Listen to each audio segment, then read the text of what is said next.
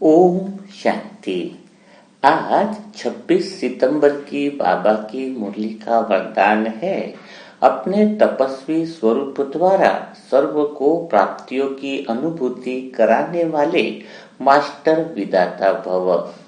तो बाबा ने आज जो वरदान मास्टर विधाता भव का दिया है, वह वरदान हमारे लिए जीवन में क्यों जरूरी है, पहले इसको समझने की आवश्यकता है।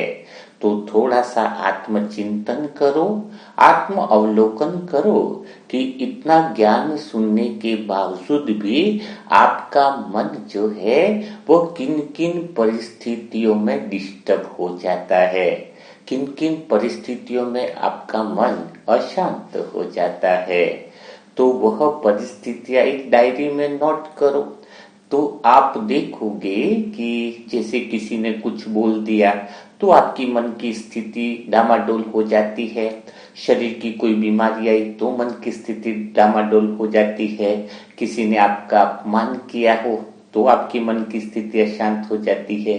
या धन की कोई समस्या आती हो तो यह भी आपकी स्थिति को डामाडोल कर देती है। कोई दूसरा आपके प्रति अच्छा व्यवहार न करे तो भी आपका मन अशांत हो जाता है। तो एक तरफ सारी उन परिस्थितियों को आप लिखो जिनकी वजह से आपका मन अशांत हो जाता है। तो अब एक हाथ में तो अनुभव करो कि वो सारी परिस्थितियां हैं या दूसरे लोगों का व्यवहार है जो आपसे अशांति कराता है या आपका इनकी वजह से आपका मन अशांत रहता है। दूसरे हाथ में अपना मन रखो, यानी अपने मन की स्थिति रखो। अब अनुभव करो कि जो पहला हाथ है जिसमें सारी परिस्थितियां हैं, दूसरा व्यक्ति आपके साथ कैसा भी व्यवहार कर सकता है, शरीर की कोई समस्या आ सकती है, कुछ भी हो सकता है। तो आपके हाथ में क्या है? क्या यह पहली जो परिस्थिति है जिसमें कोई भी आपको कुछ भी बोल सकता है, यह तो आपके हाथ में है क्या? क्या यह पहले देखा जाए कि क्या आप यह संभव है कि दूसरी आत्माएं आपको कुछ भी बोले तो भी आपका मन स्थिर रह सकता है? क्या आपका मन शांत रह सकता है? कोई अपमान करे तो भी आपका मन शांत रह सकता है? धन की समस्याएं, शरीर की समस्याएं, तो भी क्या आपका मन शांत रह सकता है? तो परिस्थितियां कैसी भी आए, आपके एक हाथ में जो आपकी मन की स्थिति सदा एकाग्रचित रहे, तो सबसे पहले अपने आप से पूछो तो उत्तर एक ही मिलेगा कि सर्वशक्तिवान अगर साथ में है तो ऐसा पॉसिबल है कि आप हर परिस्थिति में आपका मन शांत रह सकता है। तो आपका मन, क्योंकि दूसरा को बदलना वह आपके हाथ में नहीं है, परिस्थिति यानी पराई स्थिति जो आपकी नहीं है, वो कहीं पर भी कभी भी वह परिस्थिति आ सकती है। तो स्वयं में वह सदा शांति की स्थिति बनी रहे, इसीलिए यह बाबा का जो वरदान है मास्टर विधाता भव, वह बहुत ही उपयोगी हो जाता है प्रैक्टिकल जीवन में। तो बाबा ने जो मास्टर विधाता भव बनने के लिए वरदान दिया है, तो उसका अर्थ हम प्रैक्टिकल जीवन में समझेंगे कि इन सारी विपरीत परिस्थितियों में भी हम अगर मास्टर विधाता भव के टाइटल यानी वरदान की स्मृति में रहेंगे तो इन समस्याओं को और इन परिस्थितियों को हम क्या कर सकते हैं, पार कर सकते हैं। तो सबसे पहले हम मास्टर विधाता भव वरदान का अर्थ समझेंगे। विधाता मतलब क्या होता है? विधाता यानी देने वाला, जो सबको देता है वह विधाता होता है। और मास्टर विधाता का अर्थ क्या हुआ कि भगवान से लेकर औरों को देना, है ना। यह दोनों बातों में फर्क है, विधाता और मास्टर विधाता। जैसे आपने सूर्य को देखा होगा, सूर्य कभी भी पूछता नहीं है कि कौन योग्य है कौन अयोग्य है, वो सबको बराबर रोशनी देता है। वह कभी यह तो नहीं कहता है कि यह गरीब है या यह अमीर है ना। तो वह भी सबको रोशनी देता है। तो हम भी आत्माएं जब तपस्वी स्वरूप में होती है तो दूसरों को वह ज्ञान गुण शक्तियों की रोशनी निरंतर देती रहती है। कभी सूर्य यह नहीं कहता है कि आज मेरी एनर्जी खत्म हो गई है तो आज मैं आपको नहीं दूंगा, है ना। तो हम आत्माएं भी उस परमात्मा से निरंतर सुख शांति आनंद के खजाने लेते रहते हैं। तो क्या होता है, हमें देने में भी बहुत ज्यादा मजा आता है। आपने देखा होगा, अगर घर में कोई एक व्यक्ति भी शांति से रहता है ना तो पूरा घर पर उसका असर महसूस होता है। जैसे कोई घर में कहते हैं ना कि एक दिया भी अगर जलता है तो पूरे घर को रोशनी कर देता है। तो आपको बीच बीच में आज अभ्यास भी करना चाहिए, सोचना चाहिए कि मैं एक ऐसी मास्टर विधाता आत्मा हूं जहां से सारी शक्तियों की किरणें पूरे परिवार में फैल रही है। इन शक्तियों की किरणों से, दुआओं की किरणें से पूरे परिवार की हर एक आत्मा क्या हो रही है, शांति और शक्ति के खजाने से भरपूर होती जा रही है। तो आज पूरा दिन यह अभ्यास करें प्रैक्टिकल में कि मैं कौन सी आत्मा हूं, मास्टर विधाता आत्मा हूं, है ना।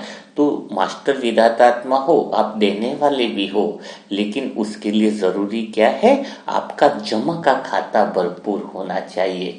नहीं तो कई सारी आत्माएं कहेंगी कि मैं तो बोल रही हूँ, क्या बोल रही हूँ कि मेरे घर में मतलब सारे परिवार की आत्माएं गहरी शांति में आ जाए, है शक्ति में आ जाए, लेकिन आपके पास वह खजाने अगर भरपूर हैं तभी तो दूसरी आत्माओं को अनुभव होगा ना।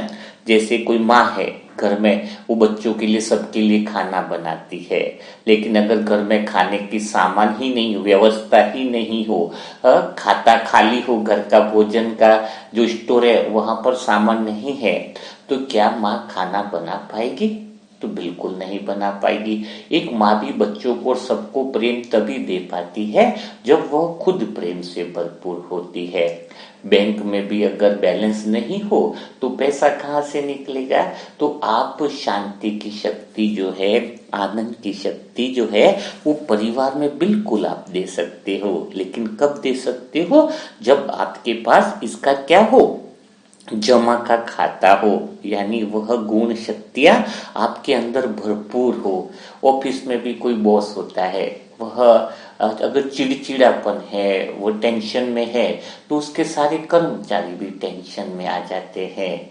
तो हमें क्या करना है कि हमारा जमा का खाता बढ़ता जाए, उसके लिए खाली बीच में 8 से 10 बार दिन में अनुभव करो कि मेरा प्यारा दोस्त, मेरा मन का मीत प्यारा बाबा मुझे अपार शक्तियों से भरपूर करता जा रहा है।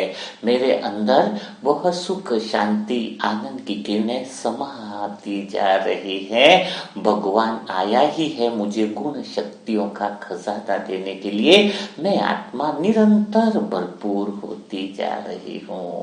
दिन में अगर आप 8-10 बार निरंतर वो बाबा की छत्र छाया अनुभव करें और अनुभव करें कि बाबा आपको भरपूर कर रहा है, तो आपको अंदर से एहसास होगा कि आप भरपूर हो, तो आपके देने के वाइब्रेशन स्वतः ही दूसरी तरफ निकलने लग जाएंगे, है ना।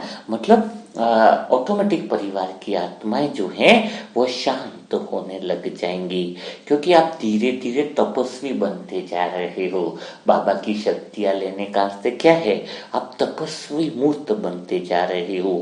तपस्या का अर्थ कोई कष्ट सहन करना नहीं है। तपस्या का मतलब क्या होता है कि कोई भी विपरीत परिस्थितियों के बीच में भी मन को ईश्वर की याद में स्थिर रखना, यानी आपके वाइब्रेशन की शक्ति जो है वह पूरे घर में विपरीत परिस्थितियों में भी क्या होती रहे, फैलती रहे।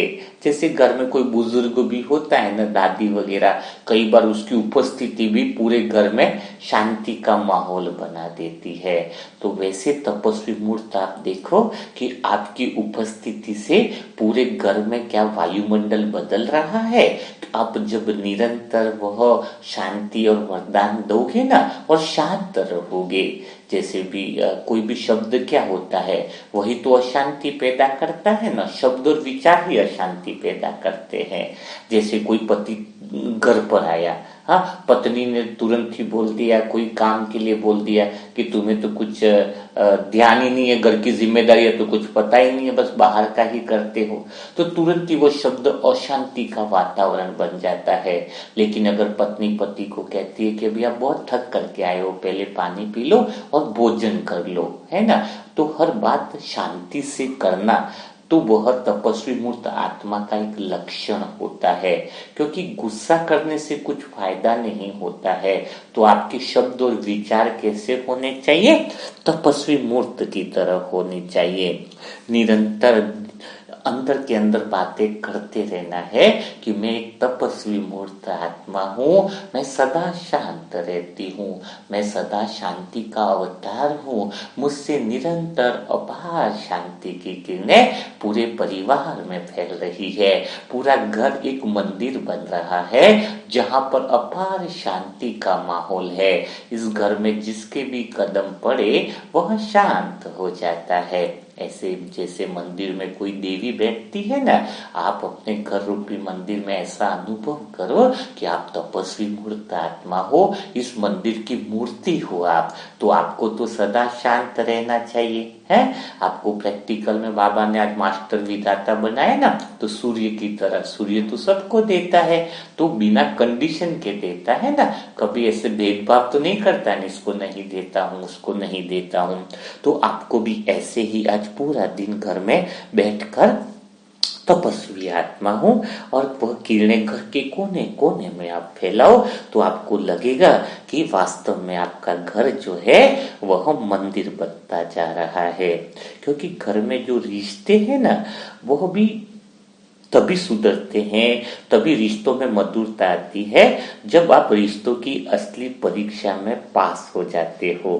क्योंकि घर में क्या होता है, कभी आपने देखा होगा, अगर माँ बाप का भी झगड़ा होता है ना, घर में कोई भी दो सदस्य अगर झगड़ा करते हैं तो क्या होता है, बाकी के जो सदस्य हैं या फिर जो बच्चे हैं वो असुरक्षित महसूस करते हैं, हमेशा दूसरी जगह भागने का प्रयास करेंगे। किसी पत्नी का पति बाहर क्यों भागता है, घर में अशांति होगी तो उसको कहीं ऐसी जगह जाना पसंद करेगा जहां माहौल ठीक होगा। बच्चे भी घर से बाहर रहना पसंद करते, क्यों? क्योंकि घर में माहौल तनावपूर्ण रहता है। लेकिन बाबा ने आज जैसे तपस्वी मूर्त आत्मा बताया ना, तो गुस्से का जवाब गुस्से से नहीं देना है, शांति से देना है। अगर घर की कोई सारी आत्माएं आपसे शिकायत करती हैं कि मुझे ये समस्या है, मुझे वो चाहिए, मोबाइल चाहिए, तो आप शिकायत का जवाब शिकायत से मत दो कि मुझे भी तुमसे शिकायत है, ऐसा नहीं। तपस्वी मूर्त आत्माएं जो होती है ना, वो शिकायत का जवाब शांति से और समाधान से देती है।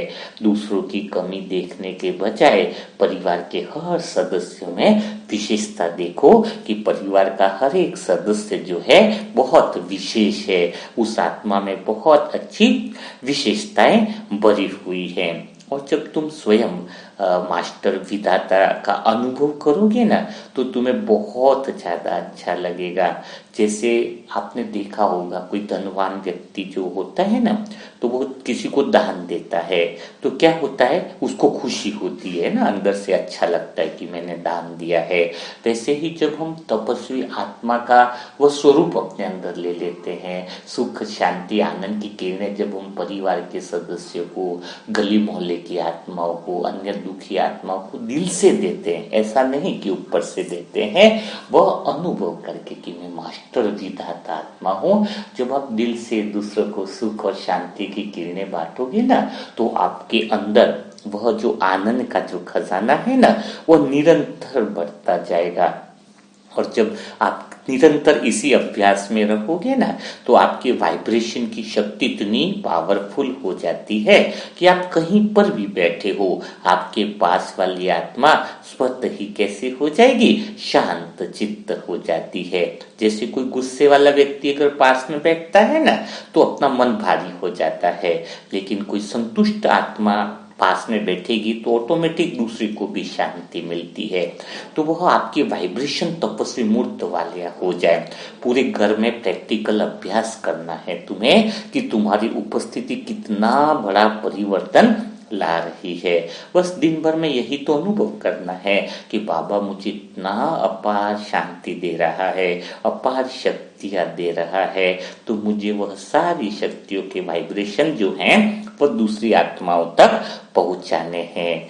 इसीलिए तो कहा गया है कि मास्टर विधाता बनना यानी मास्टर शिव बाबा ही बनना। तो जीवन में समस्या तो देखो आएंगी, आप ऐसा नहीं सोचना कि मैं मास्टर विधाता बनी हूं तो समस्या नहीं आए, चुनौतियां नहीं आए।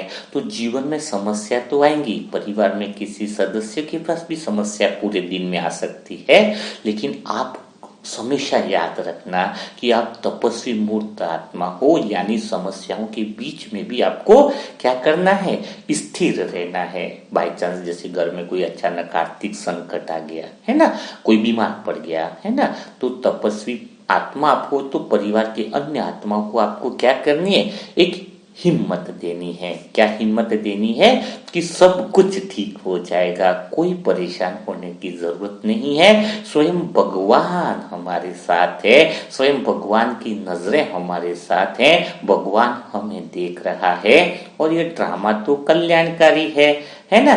तो इसमें इस बात में भी कल्याण ही समाया होगा। तो ऐसी विपरीत परिस्थितियों में भी जो बाबा को याद रखेंगे, आप अनुभव करेंगे कि भगवान मेरे साथ खड़ा हुआ है, बहुत सारी समस्याओं को देख रहा है। आप यह न सोचिए कि मैं परिवार की समस्याओं को देख रहा हूँ, नहीं, बाबा आपके परिवार के सदस्य की हर एक आत्मा को देख रहा है, हर एक आत्मा की समस्या को देख रहा है और वह इसका समाधान कर रहा है। यह प्रैक्टिकल अभ्यास उस समय होना चाहिए जब समस्या तुरंत सामने आती है। कोई बीमार व्यक्ति है तो उसका बाद में इलाज करने से क्या फायदा, आप बाद में याद करते हो कि मुझे ऐसे वाइब्रेशन देने चाहिए थे, नहीं, उसी पल ही समस्या है तो भूल जाओ कि मैं देख रहा हूं समस्या को, तुरंत उसी समय देखो कि बाबा इस समस्या को देख रहा है और मैं तो मास्टर विधाता बनकर बाबा की सर्व शक्तियां और वो जो भी समाधान है वह उन आत्माओं तक पहुंचा रहा हूं।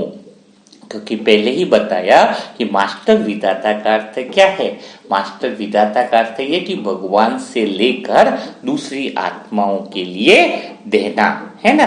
तो तपस्वी आप आत्मा हो, खाली परिवार के लिए थोड़ी हो, पूरे समाज के लिए हो, पूरे विश्व की आत्माओं के लिए हो।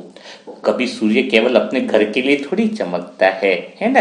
एक तपस्वी आत्मा तो पूरे विश्व के लिए, पूरे गांव के लिए, पूरे विश्व का वायुमंडल बदल देती है। तो अंदर से यह भी अनुभव करना है कि मैं आत्मा मास्टर विधाता हूँ, बाबा से शक्तियां लेकर पूरे गांव में, पूरे शहर में फैला रही हूँ, दूर देश में फैला रही हूँ, दुनिया में फैला रही हूँ। हर आत्मा को शांति और शक्ति मिलती जा रही है ना। हर एक आत्मा को वह शक्ति का अनुभव जो है वह होता जा रहा है। और ऐसे तपस्वी स्वरूप आत्माएं जो हैं वो बनने के लिए आपको क्या करना होगा, रोज मुरली मंथन जो है वह ध्यान से सुनना होगा। वह अच्छी आदत है, यानी कौन सी अच्छी आदत है कि दिन भर में आप यह अनुभव करते रहोगे कि मैं मास्टर विधाता हूँ सूर्य की तरह और सबको क्या दे रहा हूँ, सबको रोशनी दे रहा हूँ। कौन सी रोशनी दे रहा हूँ, सबको रोशनी दे रहा हूँ, मैं ज्ञान की रोशनी दे रहा हूँ, है ना। और सुख शांति की किरणें भी मैं दे रहा हूं। तो ये सारा जो अनुभव जो है आप प्रैक्टिकल जीवन में जब दिन में उतारोगे तो क्या होगा, तो आपके अंदर व्यर्थ विचार बंद हो जाएंगे। जैसे मोबाइल में क्या होता है, बहुत सारी एप्लीकेशनें खुली होती है, तो क्या होगा, बहुत सारी अगर एप्लीकेशनें खुली हैं तो इसका अर्थ होगा कि वह फोन जो है वो डिस्टर्ब होने लगेगा, हैंग होने लगेगा। तो आपको भी इस बात का बहुत ज्यादा ध्यान रखना है कि आपका मन एक ही स्थिति में रहे, कौन सी स्थिति में रहे? परमात्मा की याद में और मास्टर विधाता के रूप में रहे। तो तुम्हें बात समझ में आ गई कि क्या करना है? आज पूरा दिन मास्टर विधाता बन करके रहना है। तो आपके घर में हमेशा शांति बनी रहेगी, क्योंकि आज क्या है, हर घर में बहुत ज्यादा किस चीज की जरूरत है? शांति की जरूरत है। घर में बहुत ज्यादा लोग सामान भरते हैं, लेकिन अगर घर में शांति नहीं है तो घर कैसा लगता है? जैसे घर में मम्मी के पास, आपकी माँ के पास सब कुछ है, सामान है, ये है, वो है, लेकिन उसका मूड ठीक नहीं है। अगर एक माँ के पास वह शांति और खुशी नहीं है तो क्या उसके परिवार का माहौल में शांति आ सकती है? तो शांति लाने के लिए तो विचारों में बदलाव चाहिए ना। घर में बहुत ज्यादा सामान भर लोगे, उससे तो शांति मिलेगी नहीं। यह बात बहुत अच्छे से समझनी है कि शांति बाहर से कभी नहीं मिलेगी। इसलिए घर में अगर आप माँ हो या पिता हो, तो अगर आप खुश है तो पूरा घर खुश हो जाता है। घर में कोई मम्मी ही चिड़चिड़ी है तो कितना भी अच्छा खाना बना लो, सब कुछ बना लो, लेकिन घर में शांति नहीं रहेगी। तो शांति किससे आएगी? मन की स्थिति से। अगर हमारे अंदर शांति है तो घर का जो वातावरण है वो बहुत जल्दी शांत हो जाता है। घर में कई बार देखा होगा कि बहस जो हो जाती है ना, तो बहस होने का कारण ही यही है क्योंकि गुस्से का जवाब हम किससे देते हैं? गुस्से से देते हैं। तो हमें गुस्से का जवाब गुस्से से नहीं देना है, शांति से देना है। कई बार दिल में बात आ जाती है ना, तो बाबा ने आज मास्टर विधाता बनने के लिए बनाया है। कई कहते हैं कि बच्चे हमारी सुनते नहीं हैं, तो हमें गुस्सा आ जाता है। तो इसका अर्थ क्या है कि बच्चे कुछ गलत कर रहे हैं, ठीक है, तो गुस्सा करने से क्या यह सही हो जाएंगे? अगर आपके बच्चे कुछ गलत कर रहे हैं तो गुस्सा करने से तो वो और आपसे दूर हो जाएंगे। बाई चांस देखो, बच्चा अगर मोबाइल में लगा है, आप गुस्से से कहेंगे तो वो छुप कर मोबाइल का इस्तेमाल करेगा। लेकिन अगर आप शांति से समझाएंगे तो वो आज तो मोबाइल नहीं छोड़ेगा, लेकिन धीरे धीरे वह अपनी आदत को बदलने लगेगा। तो शांति का मतलब क्या है कि जो भी परिस्थिति आपके आसपास चल रही है ना, उसको तुरंत बदलने का नहीं सोचे, बस खाली उस स्थिति को स्वीकार कर ले, है ना, और प्यार से सुधार करने की कोशिश करें। मतलब अनुभव करें कि मैं बच्चे की आत्मा को देख रही हूँ और उससे स्नेह और शांति की शक्ति भेज रही हूँ। मेरे शांत संकल्प से उसका व्यवहार बदलता जा रहा है। आप घर में जिस भी आत्मा को बदलना चाहते हो, उसको खाली स्नेह और शांति की शक्ति भेजो मास्टर विधाता बनकर। तो उसको निरंतर आप जब भेजोगे 2 दिन 10 दिन, तो क्या होता जाएगा? तो ऑटोमेटिकली क्या होगा कि वह बदलता जाएगा। देखो, घर में इतने सारे सदस्य हैं तो मतभेद तो होता ही है। मतभेद यानी क्या होता है? विचारों का अलग होना। जैसे घर में कोई टीवी पर चैनल बदलने की बात हो, एक को न्यूज चैनल चाहिए, दूसरे को गाना चाहिए, तो अगर दोनों झगड़े में, तो घर में शांति तो जाएगी ना। अगर एक आत्मा कह देता है कि चलो भाई पहले तुम देख लो, तो शांति बनी रहती है। तो याद रखना है कि रिलेशन बचाना है या अपनी बात मनवानी है ना। अगर रिलेशन बचाना है तो आपको शांति ही चुननी होगी, है ना। देखा होगा घर में छोटी छोटी बातों में कितनी शांति खो लेते हैं, है ना। बाद में सोचते हैं कि इतना बड़ा झगड़ा हो गया, यह बात तो झगड़ा करने की लायक ही नहीं थी, है ना। इसलिए तुरंत हमेशा अपने आप को स्मृति दिलानी है कि मैं मास्टर विधाता हूं, मुझे पूरे घर में शांति फैलानी है। और रात को सोने से पहले यही तो चेक करना है कि आज मैंने घर में शांति दी या तनाव दिया। क्योंकि अगर हम पूरा ज्ञान सुन रहे हैं, बाबा का सब कुछ कर रहे हैं, लेकिन अगर हमारी बातों से ही घर में अशांति फैल गई है, तनाव फैलता जा रहा है, तो फिर फायदा क्या इसे ज्ञान लेने का। इसलिए बाबा आज बार बार स्मृति दिला रहे हैं कि तुम देने वाले हो, मास्टर विधाता हो, तो हमेशा यह अनुभव करो कि मैं आत्मा हूं, शांत स्वरूप हूं।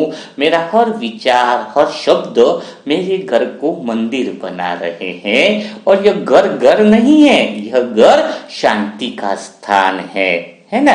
तो सबसे मेन जो सार रूप में जो बात आई वो क्या आई कि घर में शांति लानी है।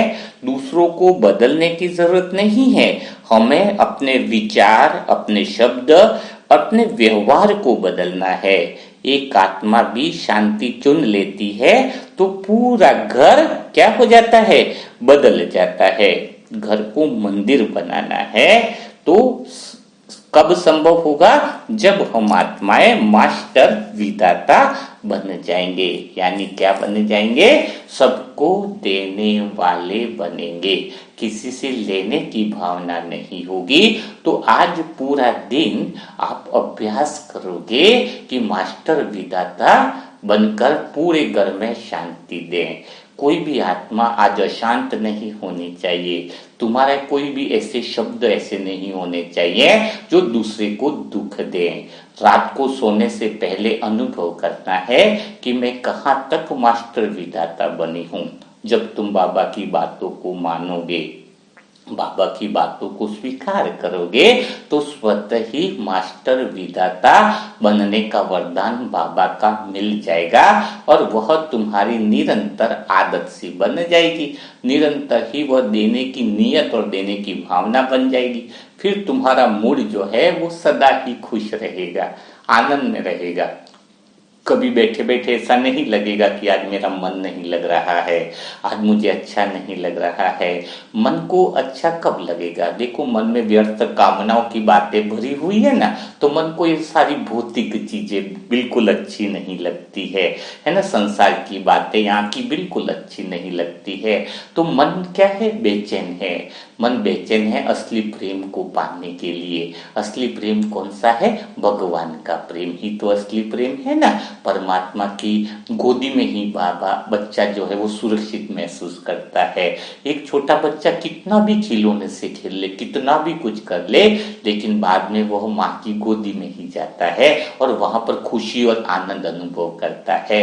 तो हमारा मन जो है संसार में कितना भी घूम ले, लेकिन वहां पर सिर्फ थकान मिलती है।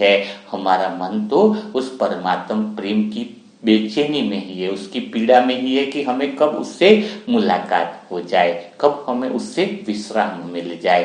क्योंकि अभी जो भी मन में चीजें भर रहे हैं ना, वह बेमेल जोड़ा है ना। संसार की साधन वस्तुएं, वो सारी चीजें मन को बोझिल बना रही है, मन को तकलीफ में डाल रही है। तो हमारे मन में उस प्रियतम की प्यास है, हमारे मन में उस परमात्मा की प्यास है। तो हम निरंतर उससे जुड़े हुए रहें और उससे वह गुण शक्तियां लेकर के अन्य आत्माओं को भी परमात्मा से मिलन कराए। क्योंकि संसार की कोई भी आत्मा कहे ना कि हम ठीक है, हम खुश में हैं, हम आनंद में हैं, लेकिन वो खुश नहीं है, अंदर से उसकी बेचैनी है। क्योंकि वो जितनी चीजें शरीर की और सब चीजें वो भौतिक चीजें इकट्ठी कर रहा है ना, उतनी ही मन की बेचैनी जो है वह क्या होती जा रही है, वह ऑलरेडी बढ़ती जा रही है ना। तो और भी इंसान संसार में भागता जा रहा है, सोचता है कि शायद मेरी गति में कमी होगी इसलिए मुझे शांति नहीं मिल रही है, शायद मैं मेहनत कम कर रहा हूँ, शायद मैं प्राप्तियां कम कर रहा हूँ इसलिए मुझे बेचैनी है। लेकिन सच्चा कारण क्या है, कि सच्चा कारण यह है कि तुम जिस दिशा में मेहनत कर रहे हो, संसार की तरफ भाग रहे हो, कामनाओं की तरफ भाग रहे हो, उसमें तो विश्राम है ही नहीं। उसमें तो मास्टर विधाता नहीं बन सकती। मास्टर विधाता बनना अर्थात है मन को भगवान की तरफ दौड़ लगाए, मन को परमात्म प्रेम में डुबा दें, है ना। परमात्म प्रेम में यानी जब भगवान की छवि अंदर दिख जाए तो खुद की छवि भूल जाए, आईने में खुद को देखने की इच्छा ही न रहे। जब उसकी सुंदर छवि दिख जाए तो उसकी छवि ही नैनों में ऐसी बस जाए कि उसके अलावा कुछ याद नहीं आए। जैसे लड़की होती है ना, मायके में ज्यादा दिन तक रह जाए तो उसको ससुराल की याद आ जाती है, उसको प्रियतम की याद आ जाती है। मायके में कितना भी सुख मिल रहा है, सब कुछ मिल रहा है, लेकिन याद तो उसके प्रियतम की उसको आएगी। तो इस संसार में जगत हमें थोड़े टाइम के लिए अच्छा लग सकता है, थोड़े टाइम के लिए यहाँ के साधन अच्छे लग सकते हैं, लेकिन हमारे मन में तो उस प्रियतम की ही याद बसी हुई है। क्योंकि उसके पास जो प्रेम है वह सच्चा प्रेम है, सच्चा सुख है, सच्चा आनंद है। जब हम उस प्रेम को सोचेंगे, उस प्रेम को ही दुनिया में बांटेंगे तो मास्टर विधाता बनेंगे। कोई प्रेम परिवार में अगर साधन को मोबाइल नहीं है तो मोबाइल दे दो, तो आप सोचोगे कि वह मुझसे प्रेम करेगा। किसी को कपड़े ला करके दे दो घर में तो वह मुझे अच्छे से रहेगा। तो आप जितनी इच्छाएं पूरी कर रहे हो ना, वह प्रेम ही आपका दुख का कारण बन रहा है, क्योंकि वह तो अज्ञानता वाला प्रेम है, वह तो मोह वाला प्रेम है। खुद भी फंस रहे हो और उसको भी फंसा रहे हो। तो मास्टर विधाता कहते हैं कि आत्मा के भीतर जो सच्चा प्रेम है वह भगवान से अनुभव कर दुनिया की सारी आत्माओं को दिया जाए, अपने अहंकार को खत्म किया जाए। अहंकार का अर्थ क्या है? आप एक बात देख लीजिए कि मैं उससे अलग हूं। हमेशा अहंकार क्या कहता है? मैं उससे अलग हूं, है ना। अलग ही मानेगा, अपने आप को सेपरेट मानेगा। अलग हूं माना मैं विशेष हूं, है। आप देखो हर एक इंसान एक दूसरे को जब अलग मानता है तो दो अलग अलग मानता है तो वो एक कैसे हो सकते हैं? और प्रेम कैसे हो सकता है? जैसे तुम अपने अहंकार में हो, मैं अपने अहंकार में हूं, तो आपका और मेरा मिलन कैसे हो सकता है? मैं आपसे और आप मुझसे प्रेम कैसे कर सकते हो? आपका मन अलग हो गया, मेरा मन अलग हो गया, तुम अपने अहंकार नहीं छोड़ रहे, मैं अपने अहंकार नहीं छोड़ रहे, और दिखावा क्या कर रहे हैं कि मैं तुझसे प्रेम करता हूं। प्रेम तो समान के बीच में किया जाता है। परिवार में भी सभी अलग अलग ही सबको मानते हैं, समाज दुनिया सब अलग अलग मानते हैं। तो जब अलग अलग मिलते हैं ना, जो अंदर से दो अलग अलग मान रहे हैं, दोनों का अहंकार अलग अलग है, तो जैसे 100 रुपया दोनों मिले तो 200 नहीं होगा और 50 रुपया हो जाएगा। जब दो अहंकार वाले मिलते हैं ना और दिखाते हैं कि हम आपके जैसे ही हैं, तो हम आपसे प्यार करते हैं, तो क्या होगा? दोनों अधूरे हैं ना, दोनों में अपूर्णता है। और अपूर्णता का अर्थ है कि दोनों सेपरेट रहना चाहते हैं, अलग अलग रहना चाहते हैं, तो दोनों मिलेंगे तो और नुकसान होगा। इसलिए आपने देखा होगा अहंकार वाली आत्माएं, जो अलग अलग आत्माएं पास में आती है ना, उससे ही ज्यादा दुश्मनी होती है, उससे ही ज्यादा नुकसान मिलता है। कभी आपने देखा है कि अनजान आत्माओं ने आपको नुकसान पहुंचाया होगा? नहीं, आपको नुकसान उसी से पहुंचा होगा जिसके आप करीब रहे होंगे। जिसके जितने ज्यादा करीब आए उसी से ज्यादा आपको नुकसान है, क्योंकि करीब आए तो वह तो पूर्णता तो आपको मिली नहीं, क्योंकि वो अपना अहंकार छोड़ने को तैयार नहीं, आप अपना अहंकार छोड़ने को लिए तैयार नहीं हो। तो होगा क्या कि मैं 100 रुपया हूं तो 200 रुपया कब बनूंगा? जब मैं उसके साथ संगति कर लूं जो पूर्ण है। और पूर्ण कौन है? पूर्ण है परमात्मा शिव, मीठा बाबा।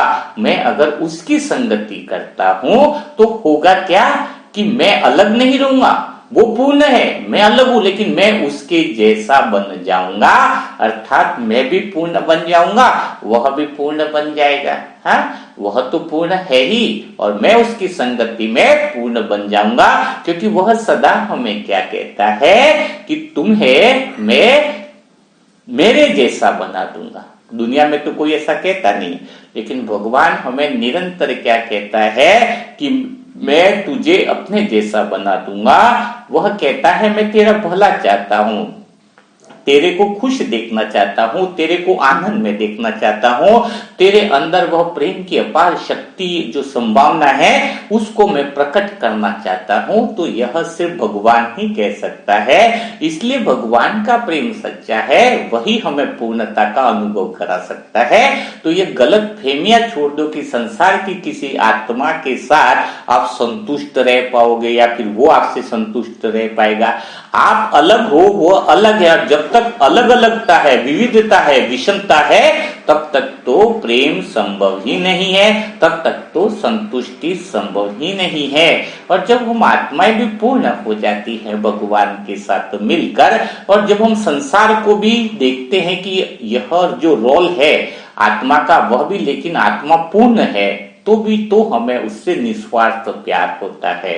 देखा है ना आपने, अगर आप उसको देखोगे सामने वाले को कि शरीर की हालत से वो गरीब हो सकता है, अमीर हो सकता है, मैं भी, मेरे पास कम पैसा हो, उसके पास ज्यादा हो, तो वो कम ज्यादा अलग अलग हो सकता है पूर्णतः, लेकिन आत्मिक रूप में देखा जाए तो वो आत्मा भी सत्य स्वरूप में है, आत्मा भी प्रेम स्वरूप है। तो जब मेरा किसी अन्य आत्मा से भी अगर प्रेम का आधार आत्मा है कि वह भी पूर्ण है और मैं भी पूर्ण हूं, तो सच्चा प्रेम का अनुभव होगा, तो सच्चे आनंद का अनुभव होगा। और कोई आत्मा पूर्ण नहीं है, मतलब पूर्ण नहीं है मतलब उसको पूर्णता का एहसास नहीं है, तो हमारा कर्तव्य यह होना चाहिए कि जिस तरीके से मैं बाबा से शक्तियां लेकर पूर्ण हो रही हूँ, बाप समान बन रही हूँ, वैसे ही दुनिया की हर एक आत्मा को, परिवार की हर एक आत्मा को पूर्णता का अनुभव कराना है। अर्थात बाबा से शक्तियां लेकर मास्टर विधाता के रूप में बनकर परिवार की हर एक आत्मा को वह शक्तियां और वह गुण पहुंचाना है। तो आज का मुरली मंथन आपको कैसा लगा? आज का वरदान जो है वह कैसा आपको लगा? क्या प्रैक्टिकल में उसको अपने जीवन में उतारोगे?